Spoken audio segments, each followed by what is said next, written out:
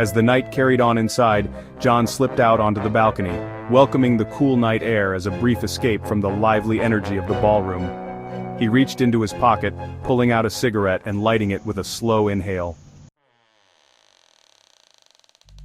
The door creaked open behind him, and he didn't need to turn around to know who had followed him outside. Rodano stepped forward, hands in his pockets, the silver bullet John had given him now hanging from a chain around his neck like a quiet reminder of where he had been and where he was now. So you really made that thing into a necklace, huh? You gave me a bullet with my name on it. Figured I should keep it close. Keeps me motivated. Rodano, do you know why I didn't throw you and your pack in prison? No, not really. Because you were being led, manipulated, without knowing the whole picture. You weren't the villain, Rodano. You were a kid caught in someone else's war. Yeah, guess I did. And look at you now, you and your pack didn't just survive, you became part of this preserve. You're actually making a difference. Define normal. And I see you're not dressing full goth anymore, you're dressing normal. You know what I mean. You know what I mean. You, your aunt, and your uncle mean a lot to the operations of this preserve. You've earned your place here, and when the time comes, I want you to be ready. I appreciate that, John, really. Before we head inside, kid, come here, let me fix your tie. What's wrong with it? You're an alpha. You shouldn't be wearing your tie like everyone else. The front should be longer. It's a subtle way of showing who's in charge. That's a thing. Why do you think I tuck the front of mine into my pants? It's not just for style. So it's an alpha thing? It's a power move. Most people won't notice, but the ones who do, they'll get the message. Man, you really have a trick for everything, don't you? Experience, kid. Now let's get inside before someone else starts giving fashion advice. As they stepped into the ballroom, all eyes seemed to shift toward them. The moment Rodano entered, the room reacted. Diplomats exchanged glances, whispering among themselves. He no longer looked like just another young rogue. He looked like someone with purpose, someone being groomed for leadership. Within moments, diplomats approached, extending hands in greeting. Rodano, good to see you.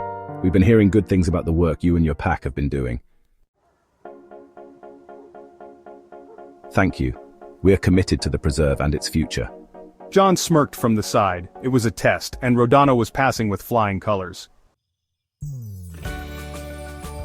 More diplomats stepped in, eager to speak with him, asking about his role, his training, and his plans for the future.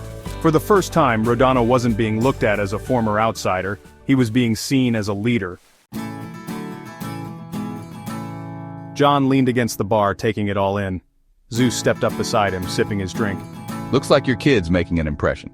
John, damn right he is. Just then, Alicia appeared beside Rodano, a playful grin on her face. Without warning, she grabbed his hand and pulled him toward the dance floor. Wait, what? You've been talking politics all night. Time to loosen up. With that, she spun him onto the floor, and he had no choice but to follow. The music shifted into something livelier, and as the two of them moved in sync, the energy in the room changed. The younger diplomats took notice. At first, they hesitated, but then, one by one, they joined in. The formality of the night melted into something more natural, genuine celebration. From across the room, John and Zeus watched, drinks in hand. You've got to admit, they make a good team. Yeah, they do. That's when Dagda approached, arms crossed, watching Rodano's confident stance. His sharp eyes flicked to John with a knowing smirk. You made him wear his tie longer, didn't you? Yep. That's a definite power move. Told him it's the subtle things that matter. Damn, he actually looks the part now. As the music swelled, Rodano's aunt and uncle approached, their faces full of gratitude. John, you did a good thing with my nephew. Not just him, his whole pack. You gave them a real chance. I didn't do anything special. I just gave him an option. He's the one who decided to take it. No, John. A lot of people talk about second chances, But not everyone actually gives them. You didn't just throw him away because of his past. You saw the potential in him before he even saw it in himself.